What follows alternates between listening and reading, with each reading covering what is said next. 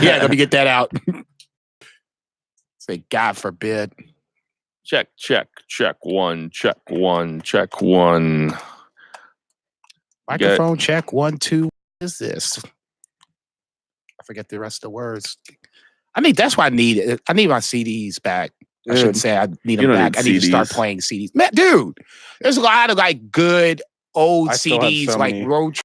Yeah, I know what you mean. Perfect for it. Also, like the Source put out, like I remember like hip hop hits, like the Source compilations, like hip hop hits volume 3. Funk Flex. There was a lot of metal ones like that too. Funk Master Flex. Yeah. Tribe Called Quest is one of my favorite fucking hip hop groups of all time. You could put on CD. Nice. Midnight Marauders is one of my favorite CDs of all time. You put that shit on and just let that shit just go away. Well, with albums like them in the Far Side, like Apple Music, I've got like Apple Music, so I have like access to like everything. But I do miss the compilation tracks. Right? Like, you heard of Doomtree? No, especially like with a good version CD, of all of those guys. A good CD Rich, kind of like takes you on like a trip. You know what I'm saying? And it's all I'm a big fan of listening to full albums. Absolutely. Yeah, for sure. Oh, like, me too. When I work during the day, like I just put on albums. Like people put on like only radio. One Wait, did Fife die? Yeah, diabetes. I thought. Yeah, I remember years ago.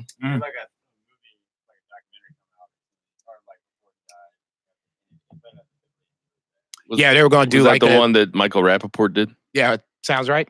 I think so. Sounds right. They were him and Q-Tip fell out, and then they were going to get do like a reunion album or whatever, go on tour, the whole shebang, and then Fife just started to go south, and I think he passed, like I said, of diabetes. I think they were doing the making of the movie when he had passed or whatever. So yeah. Anyway, are the Comfy Boys coming in after us? The Comfy Boys. The Comfy Boys. Oh, they gave us a not so happy shout out when I had to come in and get my car keys in the middle of their show last All right, let's. Wah, wah, wah, wah. I thought it was hilarious. Not my fault. No predictions. Yep. It's that 9 to 5 time feeling alive. It's the Band from Ringside. Tonight on the Band from Ringside podcast, the week that was in pro wrestling, which is a lot. We got your Extreme Rules recap, your NJPW G1 recap, Fight for the Fall, and that, and a whole bunch more tonight on the Band from Ringside podcast. Damn, Voltron's back. There we go. Ditch that 9 to 5. It's time to feel alive. Hello, Mark. So welcome to the Band from Ringside podcast. As always, I'm your host, Bill Vagey, a.k.a. Jobby Brown. Hold on. I gotta go. A.k.a. Johnny Hill. A.k.a. Ralph Trans Van Dam. That was the one for you, Jason. And to my right, as always, we have Two Beers. Zach Pullman. What's going on, Two Beer? Shit, man. Not as always. I haven't been here. Oh yeah, not as always. Fucking ever. As it used to be. There's all kinds of shit going on. Like I was on vacation. Yeah. I fucking went whitewater rafting and injured myself. Like my fucking ass bone hurts so bad. Worse than fucking. One time you had some sick kids. Yeah, like just a bunch of bullshit. But I'm chilling and catching up on wrestling, and it's good to be back. Well, it's nice to have you back. And to his right, we have Jason Cornelius Bell. What's going on, JCB? Allow us to pull down the good book of the Band from Ringside podcast, volume 115, chapter 3, verse 14. And the good smart saith, #boo the heels. It's all good, baby. Singing the last part, I'm feeling a little sensitivity in this bad boy. Shout out to my girl, Becky Balboa. I love you, babe. A lot of wrestling, a lot of different wrestling. It was almost wrestling overload. For me, that's saying a lot. You know, you can have it all, guys. We can have it all. There was something for everybody this week, no Nice matter buffet. what kind of wrestling you like. And to his right, taking over for Murray, the Murray Man Murray, we have, for the second week in a row, Lucha Chris. What's going on, Lucha Chris? Oh, it's great for you guys to have me here this week. Yes, sir. Yes, sir. Damn, it's like that. It is like that. And What- you know what else? What else? Okay, I'm gonna jump on the bandwagon here. I know he got a good traction with this, so I'm gonna say it's You mean the exciting. Band from Ringside wagon? Exactly. It's not on the Oregon Trail. No. What disease? Dysentery. Dysentery. Is that why dysentery you this have week. toilet paper? Why do you have toilet paper? Oh, I have toilet paper because I'm the shit. if nobody knew that. That's what that there is for, just in case anybody needs it. it gets messy. So we're live on social media right now. As a matter of fact, we're live on YouTube right now. And as we speak, I'm posting it into Friends of BFR on Facebook. Nice. Also Banned from Ringside podcast on Facebook. Cool. YouTube, obviously Banned from Ringside. That's what we're going for. Jump in the chat. Yeah. Talk shit if you want. Sure. And then at BFR Pod on Twitter. We also have an Instagram. So and then Pod. And then our personal Twitter accounts and whatnot as well. BFR Lucha Chris, BFR Bill, BFR Zach with an H, and BFR JCB. We are coming at you from the exquisite Shock City Studios in beautiful, hot downtown St. Louis, Missouri. We got Rich Harris turning the knob tonight. Richard Rich is in the house. And before we get too far into it, we got to talk about them day one-ish sponsors. We got Soul Taco, that delicious Korean Mexican fusion food, the best in the world, guys. They got 2 food trucks driving around St. Louis, a spot in the U City Loop, Chesterfield, Missouri, Columbia, Missouri, Champaign, Illinois, Chicago, Illinois. If you guys have never had Soul Taco, we don't recommend it. We demand that you go get some Soul Taco. Right. Tell them the Band from Ringside sent you. They got the best shit in the world. I recommend the spicy pork burrito. Some people like the tacos. Some people like the quesadillas. Some people like the kimchi fries. But it's all good. And we got to talk about JJ Twiggs Pizza on Southampton. The best South City or the best St. Louis style pizza in town. If you ask me, if you ask us, delicious. You can get double-decker pizzas. You can get the thin crust. You can get the Super Mario. You can get the Southside Pride with the banana peppers. I mean, for my money, banana peppers are the most underrated pizza topping that there is. Like, and just put them on there. Don't fucking fuck around. Don't be stingy with them. Just put some fucking banana peppers on that pizza. Exactly. And JJ Twiggs does that. Yeah, and every time you get banana peppers, it's like, oh, there might be one every other slice. I want 2 per slice. Yeah, 2 per slice, if not more. I want 50% banana pepper per bite. See? So go get yourself some JJ Twigs. They got beer specials during Cardinal games too. We love them. They're on Southampton. And without further ado, because we got so much, let's get to that 3 counts. JCB, what you got? You rang. Usually we start chronologically, but we're going to do a little things a little different. We're going to jump to Sunday night to Extreme Rules. Most important thing, I think there's only one thing that's came out that was the most important thing. Brock Lesnar cashes in on one Seth Rollins after a hellacious mixed tag match. Low expectations coming in. Seth and Becky win said mixed tag match over one Lacey Evans and one Baron Corbin. It exceeded the low expectations. The low expectations. I think the highlight of that, obviously, was the Baron Corbin spot on Becky Lynch to incite Seth to ultimately burn out what little energy he had to leave him vulnerable to a Brock Lesnar cash-in. I said it on Twitter as the match was going. It felt like a John Cena cash-in when Edge cashed in on him when John Cena, I believe it was New Year's Revolution, had fought off everybody and their mama. Bloody mess. Thought he won and won. Vincent Kennedy McMahon came out and said, oh, wait, I have one more. Edge comes out, cashes in. The rest is history. The original cash in, if I'm not mistaken. So that was in my mind as this was going along. And I've thought to myself, if this happens, and I still wasn't sure if it was going to happen at this point because we have heard this Brock Lesnar's going to cash in line before. If this was going to happen, this feels like the right time to do it because as the match progressed, you had good spots, tandem spots coming from both sides, kendo sticks, Becky and Seth jumping off onto tables. The match itself exceeded the expectation level coming in. So as Seth makes the pin and he looks towards Becky and Becky's laid out, I was thinking to myself, okay, this is it. It's going to happen or it's not. So the music hits. Still doesn't mean anything because he can still circle the ring. He can kick Becky Lynch. It doesn't really matter. Back out, right? But then once he jumped in the ring and then the match, the announcer said that he was going to cash in, the bell rings. Now I'm like, okay, this is getting ready to go left. Scoops him up. F5 later. 1, 2, 3. I wasn't even mad. It was just kind of like, Was there any part of you that thought that Becky was going to spoil Brock's cash in, like with a low blow or something?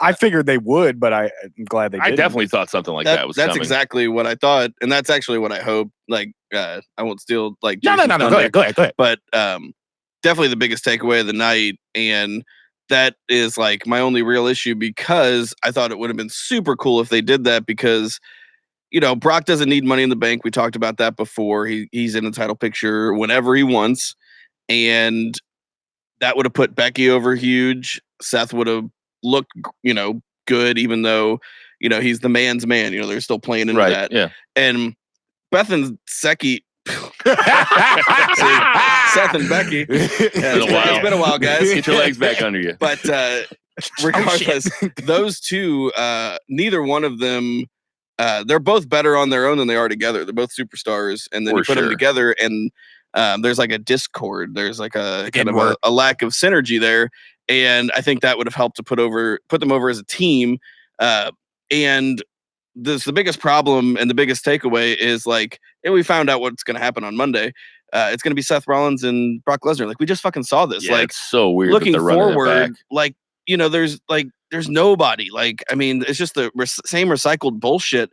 And I just would have liked for that thing to be spoiled, be over and done with, and maybe have a new challenger for Seth, and then maybe Brock could come in and attack that person a month from now. The bad part about listening to all the back podcasts is we wanted this in January. We wanted Seth to be not the Money in Bank winner, but the Royal Rumble winner. We wanted him to face Brock. And then the next thing you know, somewhere this went south. Well, I'm fine with him as champion, though. Yeah, I'm fine with him as champion too. But he hasn't. Seth, but he hasn't faced anybody since he's been champion, except for Baron Corbin. Okay, that's that's the problem. There's my point. His title. That's the problem. Is that and I said it in his first booking, first title reign was a chicken shit heel champion, and that's not Seth Rollins. This one is against the same guy, and that's not supposed to get boring. They just set this man up to fail. It was almost like they were having him as a placeholder for Brock to get the title back. Now, where it goes from this point, I don't know. He shouldn't be a placeholder, because really, he is the guy. He was. Not anymore. Murray, he could have been.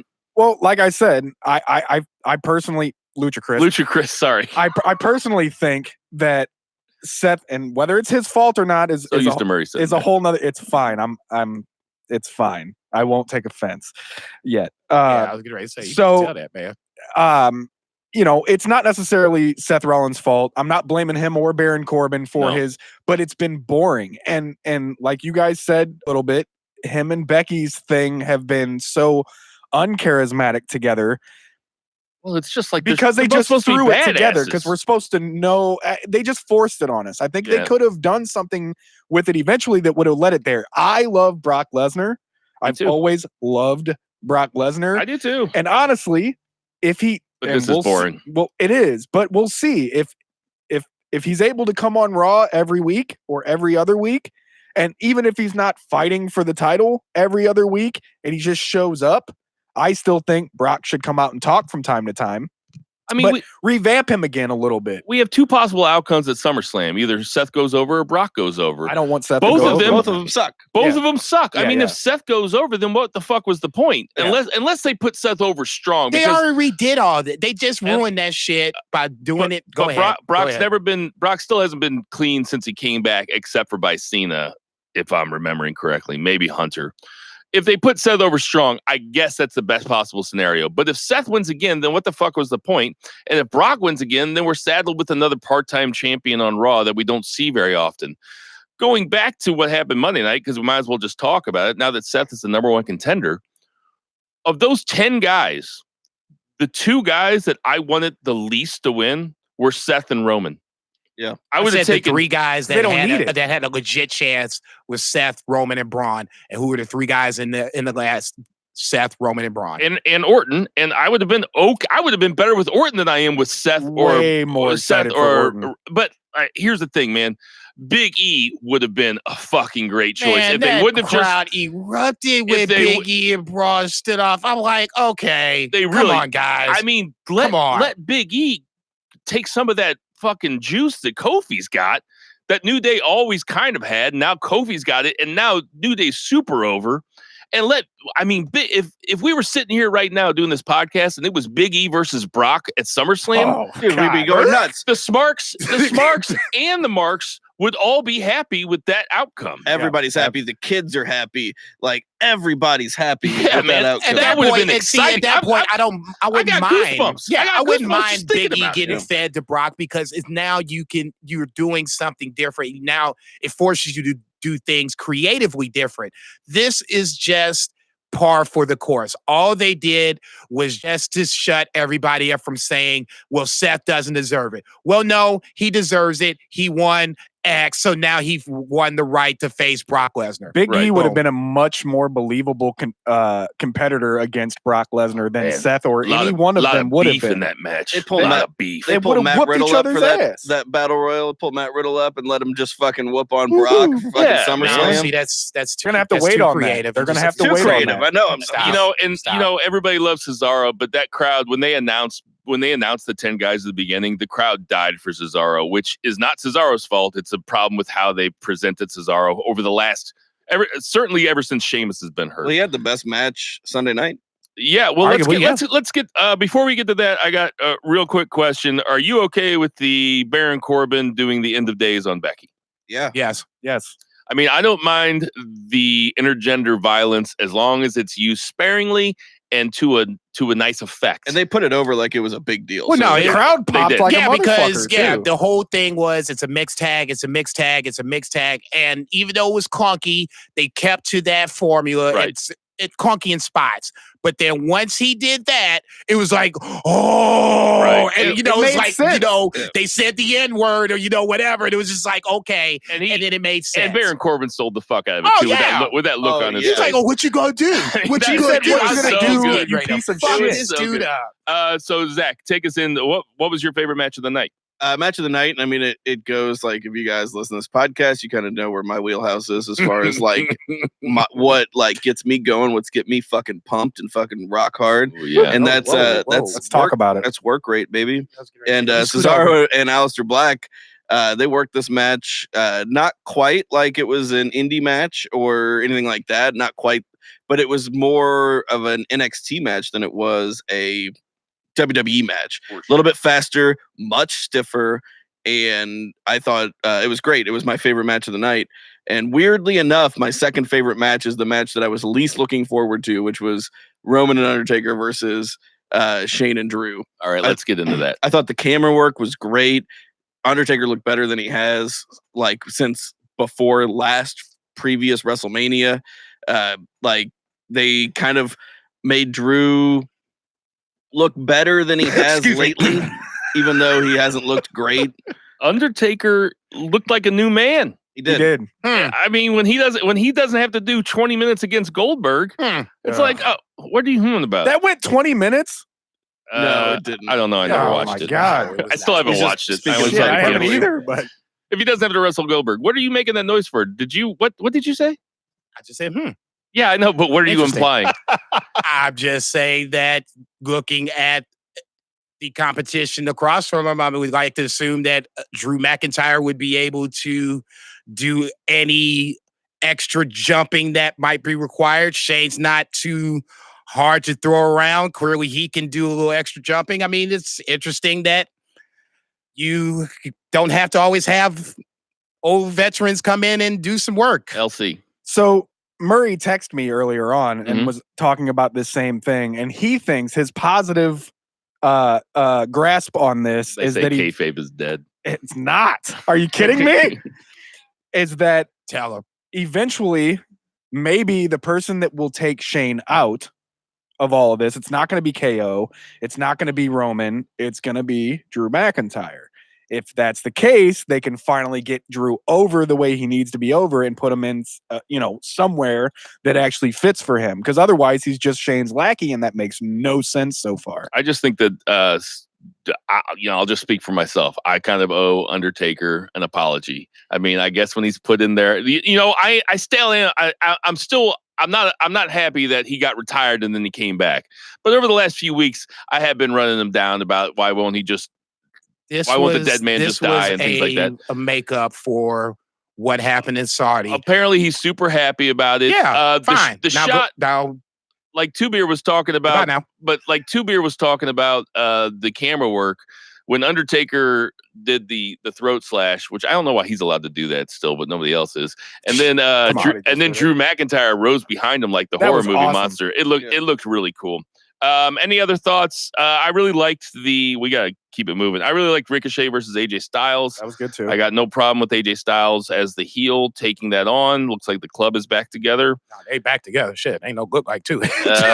Everything else was just a pass. I mean, passable. I mean, the tag team matches were good. Yeah, the tag team matches were like good matches, and I liked what happened. Braun and Lashley's was at least a throwback to an old. Yeah, it was a good match. It wasn't a great match. And I know you don't like last man standing matches, but for a last man standing match, that was solid.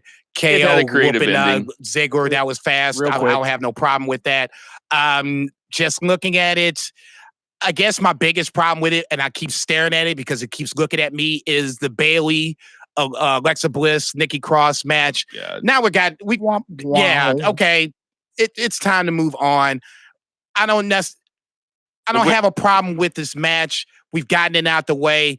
Now moving forward, I got a problem with the Ember Moon thing because we did that Monday night where we don't build a match. We just make the match and then we build it afterwards. You have to build to the match, make the match, and then do the build afterwards. You just can't throw Ember Moon in this spot across from Bayley when she's been getting 50-50, and then all of a sudden, when they made the match, the crowd was like, Man, all of a sudden, the women's divisions look pretty thin.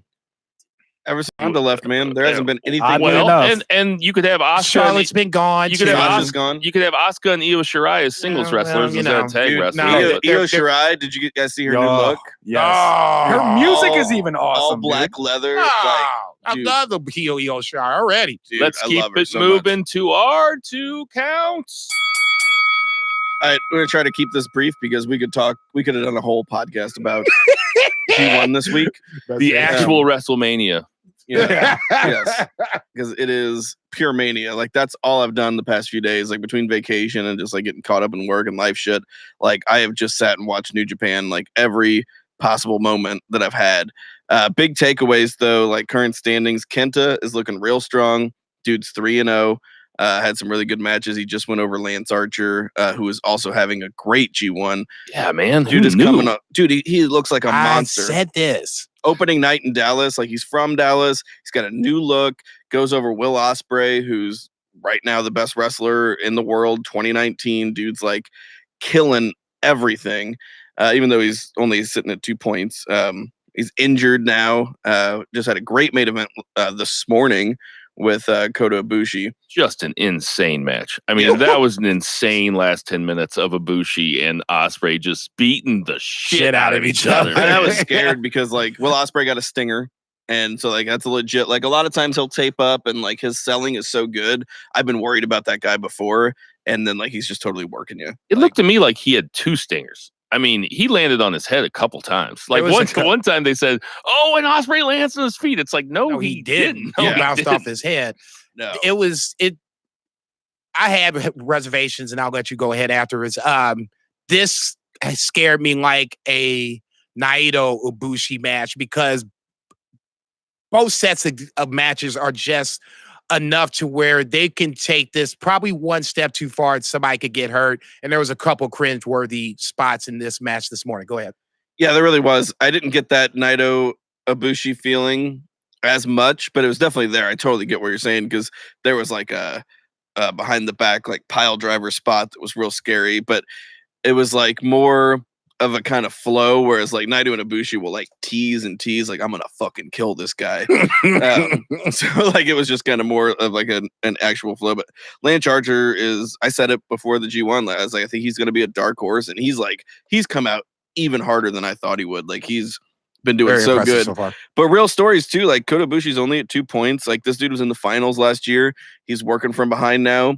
He was obviously a favorite for the A block, even though the A block is super stacked, and we still have time. Yeah, but there's certain guys that don't even have any points. That's true, like Naito. Mhm. I could not, but I just wanted to be around Jason when Yano you pinned didn't. Naito. No, you didn't. Like Oh, I just man. wanted to No, you be. didn't. That was a there. fun match. No, you didn't. That was a good match. You did not I watch. fucking You love did- Yano, man. It was not a pretty seat at 728 that morning. Oh, Not at yeah. all. And we got Jay White with no points, Jeff Cobb with no points. And granted, it's Jeff Cobb's first G1. He's not going to look super strong, but I'm he's not too surprised about he's going to that. come out like looking pretty good, and he has looked pretty good. Moxley is undefeated, Ishii is undefeated, Juice is undefeated. Zack Sabre Jr. doesn't have any points. It's Zack Sabre Jr. and he throws a fit every time, man. I love. Man, that's another guy, like side storyline is how much is this going to continue? How worse are these tantrums going to get? Yeah. Is Jay White going to get off the schneid? He has to. Fortunately, he has Yano this morning. Hopefully, you motherfucker. Oh, watch him lose to Yano. Oh, dude, if he, man, fuck Who's got that Yano shit. this morning? Jay White, if I'm not mistaken, has Yano this Oh, morning. come on, Yano. Fuck that shit. I believe Moxley and Ishii, Ishii. which is, I mean, we'll see how good Moxley is Yeah. because he's had some shorter matches against, he had Tai Chi and he had Yano, right? Or no, Tai Chi and who was the other one that he had? Jeff Cobb. Jeff Cobb. Jeff Cobb was good, but it's still kind of a shorter. It was on the shorter match. side. I was a little disappointed with Man, that. Evil Sonata was real good this morning too. Oh man, yeah, fantastic. I was going to say, Just watch the one, guys. Yeah, just watch the G1. One of my favorite things that I've ever seen in wrestling was today when Evil versus Sonata, when Evil tricked the referee into giving Sonata a magic killer with him. Yes. That was so good, man. no, and I was talking to this, I was having a conversation. Somebody hit me up on Twitter and was like, I don't understand this, this G1 thing doesn't make sense. The top guys are losing, the guys I've never heard of are winning.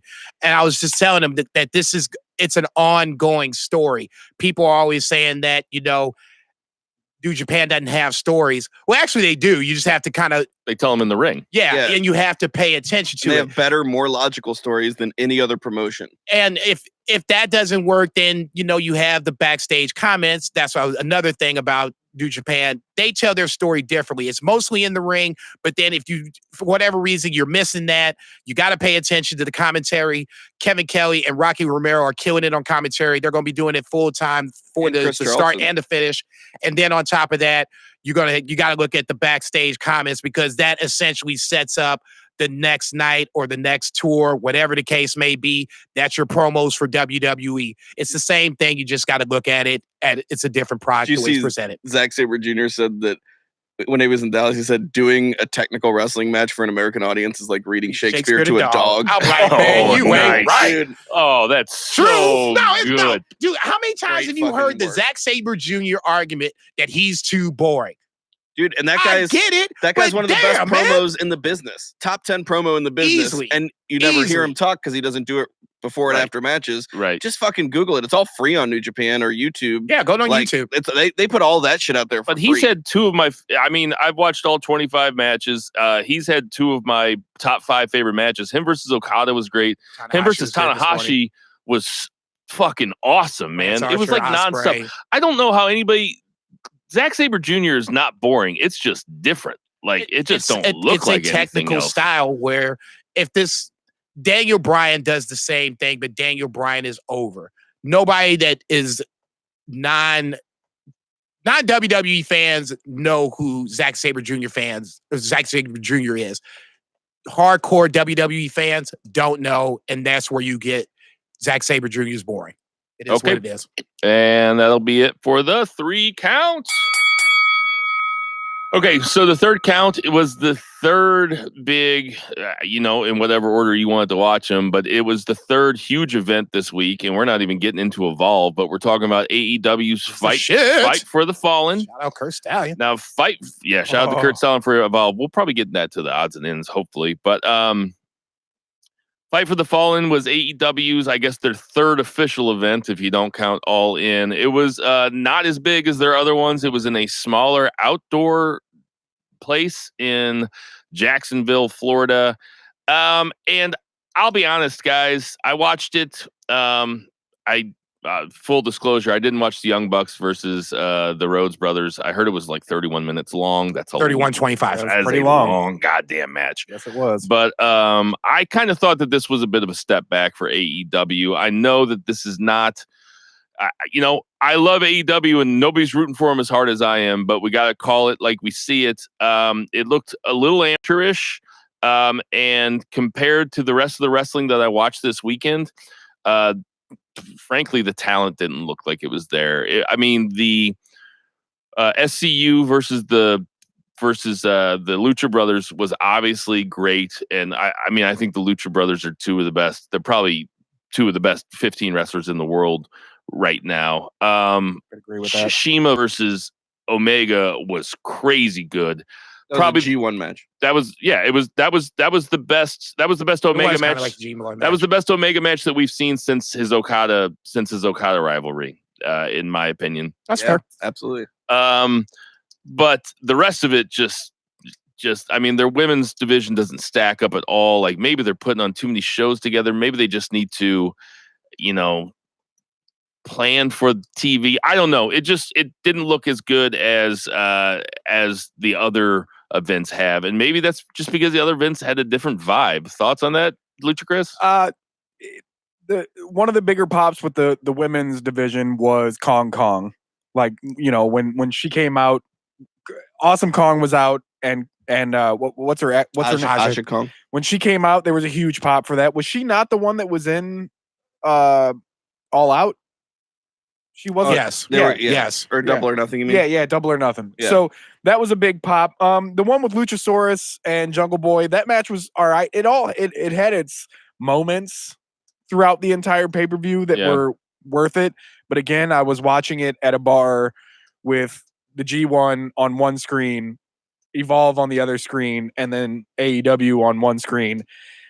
And all at the same time, my eyes were like windshield wipers. I was going back and forth. It was crazy. So, but I enjoyed myself watching Fight for the Fallen. But I agree, it was kind of so far out of what they've done as AEW. It was the weakest thing they've done. JCB?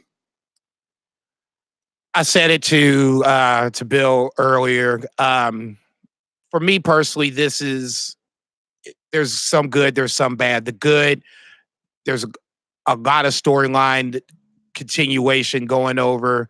The tag team match that Murray was talking about. Now the winner, the Dark Order, they have to face Best Friends. Winner that gets the first round bye for the tag team tournament. So we advanced that storyline there. Bucks, Kenny, and the Rhodes brothers. That eventually will kind of ends one storyline in the sense that you had this little beef or whatever, but the Bucks kind of established themselves as, one of the tag teams to look out for. Kenny Omega, okay, he establishes himself as one of the top guys with Moxley coming around the corner. So for that, for me, that's the good part. The one really bad thing that for me that stood out was the lack of timing. I'm not worried about the stage and all that other stuff. I like Impact Wrestling, so it kind of reminded me of Impact Wrestling, so I can give that a pass.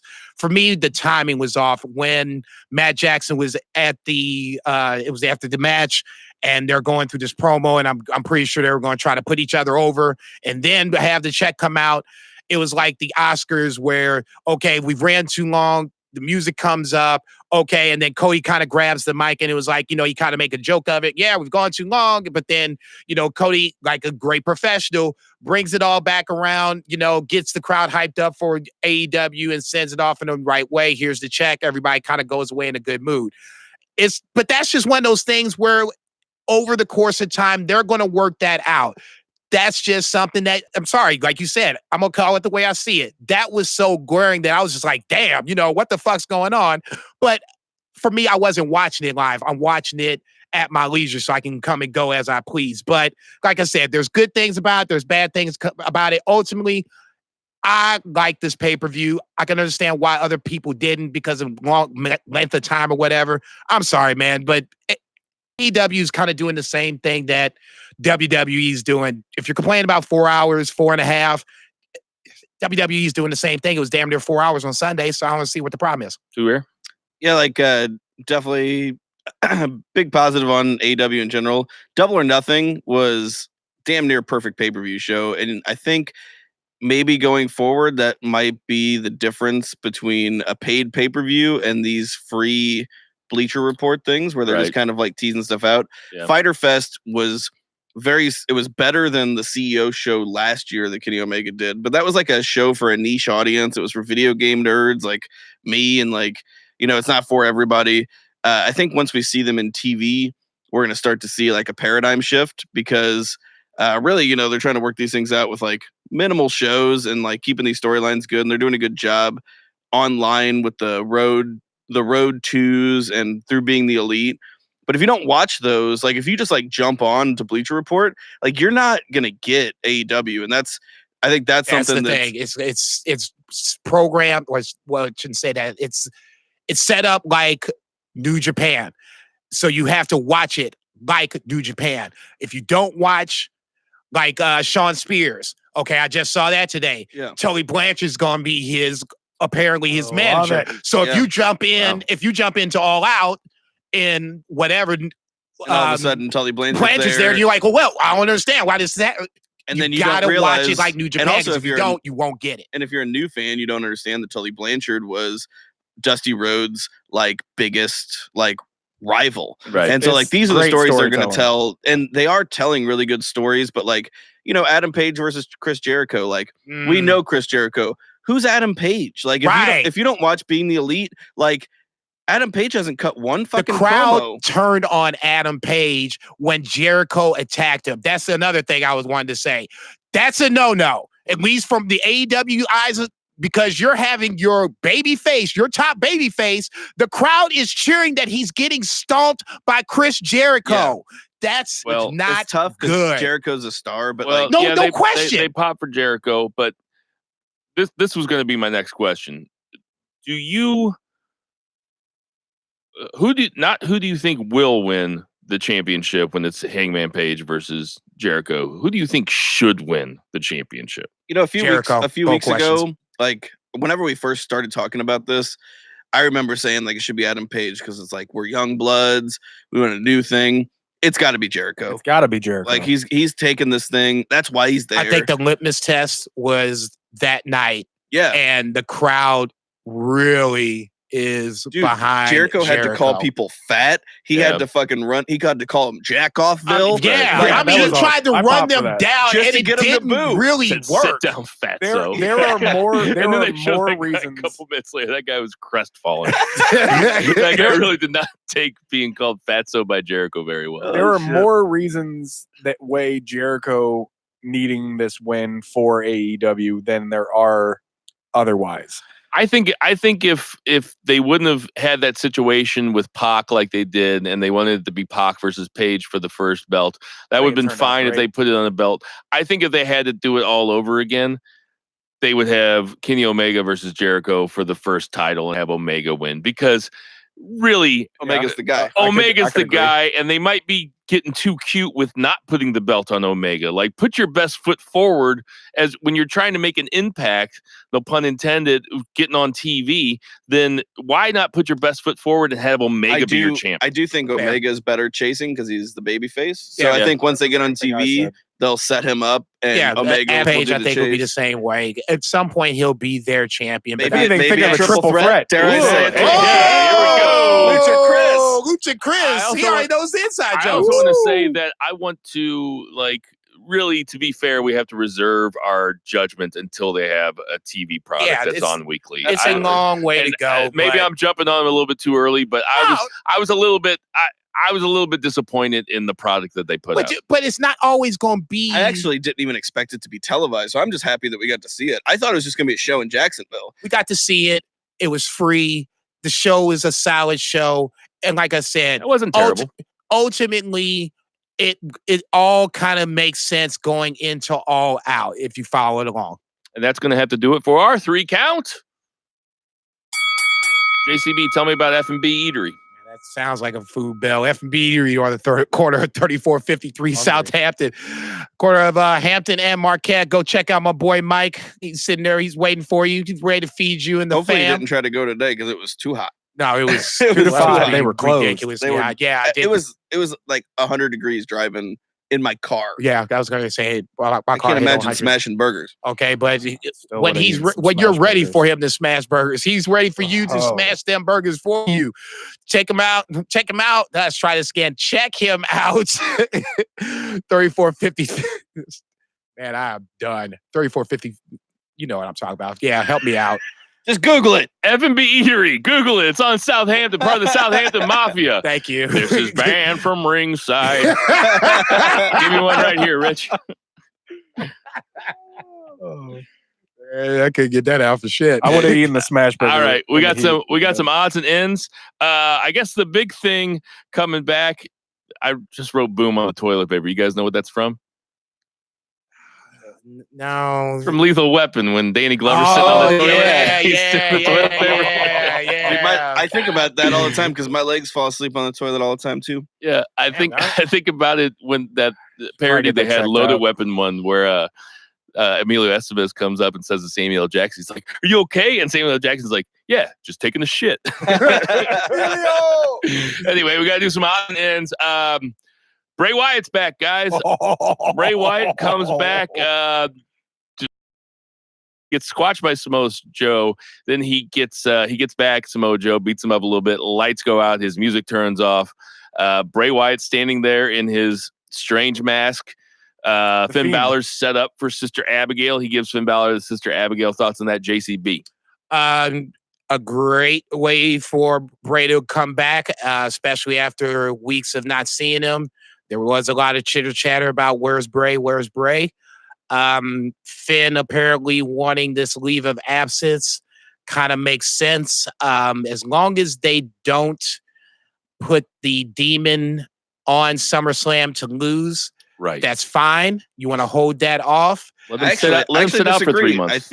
I think putting over the demon is No. like as long as they Save keep it. Bray strong. But okay, Well, and that was my next point. I don't want is them to that put over the demon and then just like lose to fucking Samoa Okay. Joe the next week.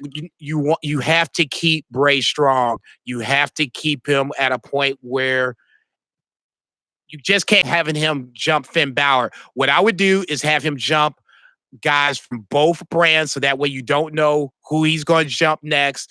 But then when he has matches, he has to win matches. I'd have to go to NXT and fucking jump somebody down Fine. there. Sure, man. Fine. 205 Live. Just have Fine. jump people everywhere. Fine. Yeah. So first of all, Raw finally did something right by creative means. They led this up nicely. They didn't drop them on Extreme Rules, No, which is it- what everybody expected. No, And it was doing at the the top of Raw the 8 o'clock after- hour was perfect. Exactly. Doing it the Raw after Extreme Rules, after the pay-per-view, was a way to push the ratings even higher because they didn't put them out that way. The attention to detail was spectacular. The way that The they lighting? didn't shut the lights down like they do The Undertaker.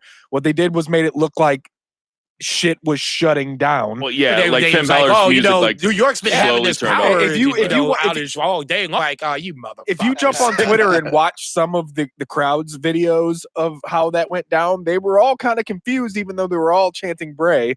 I think that was more of a want than anything. Right. But it looked spectacular. It sounded spectacular. That was another big part of it for me, is that the noises, the and music sounds kind of like went and the slow. It's like weird almost like a horror movie. horror-esque. Plus, with Bray, I mean, with Finn Balor, it goes into this whole Bray fiend righting the wrongs of his past type thing.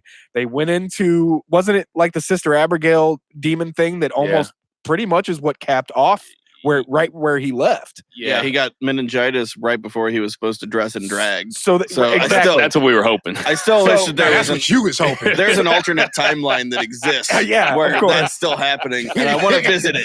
So the fact That's that they what you did was hoping, motherfucker. Don't be saying we. the fact that they did it that way, to me, they're starting with Finn because I feel like he's going to go backwards in his feuds. He's going to take out all of his feuds backwards. And that's why I want him to go to both, jump around both shows. totally agree. Here's how I would book it. So if Finn, and I don't really get that much into fantasy booking, but here's how I would book it because I just had this great idea.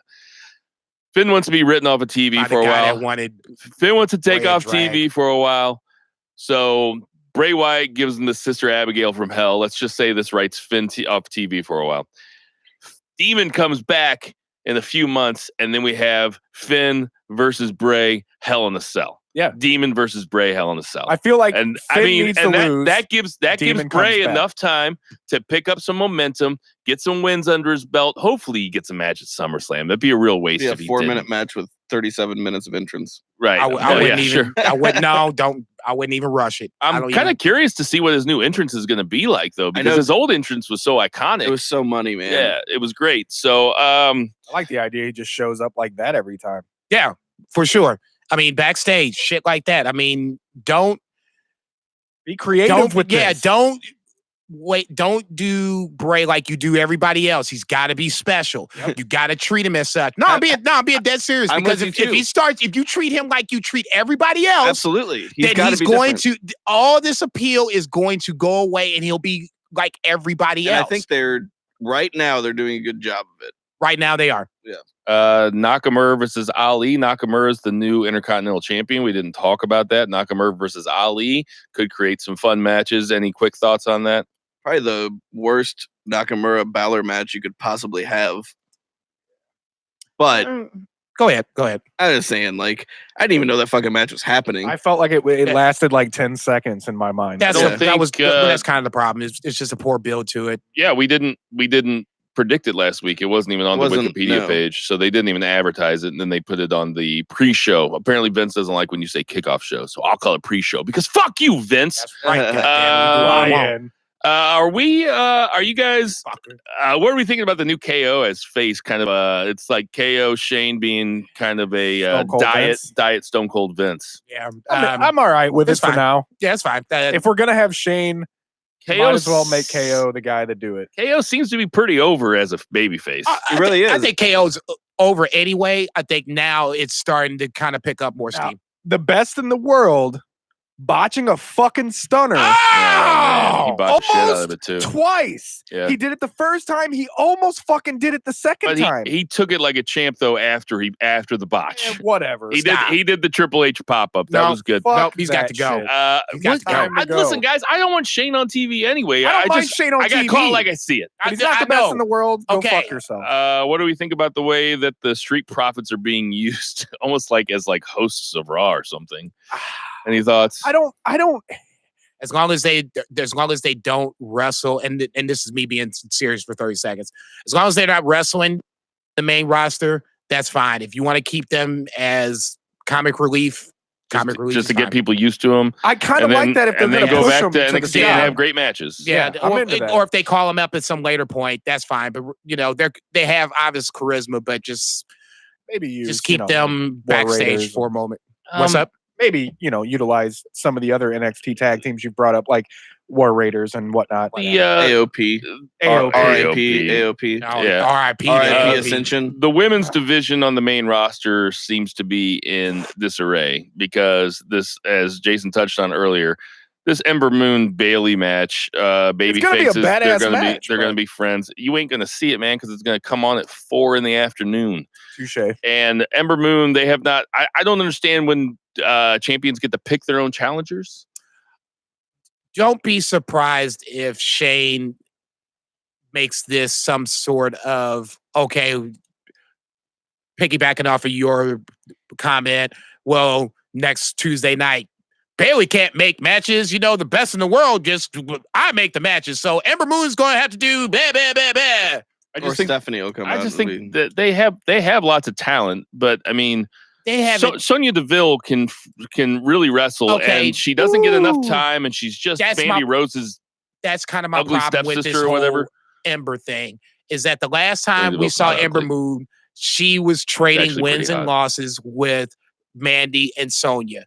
And now all of a sudden she gets this win and Bailey says that she's the number one contender. Come on, guys. And the Raw match is going to be Natty versus Becky. It's in Toronto. That's fine. Liv Morgan's quoting Eminem on Twitter now, so I don't know if that's her character. Dude, okay, but it's not going to be long before Vince makes a call and offers Ronda too much money, even though she has plenty of money. Ultimately, I think that's what this is. We're playing the waiting game. Sasha's waiting in the wings. Ronda I think she.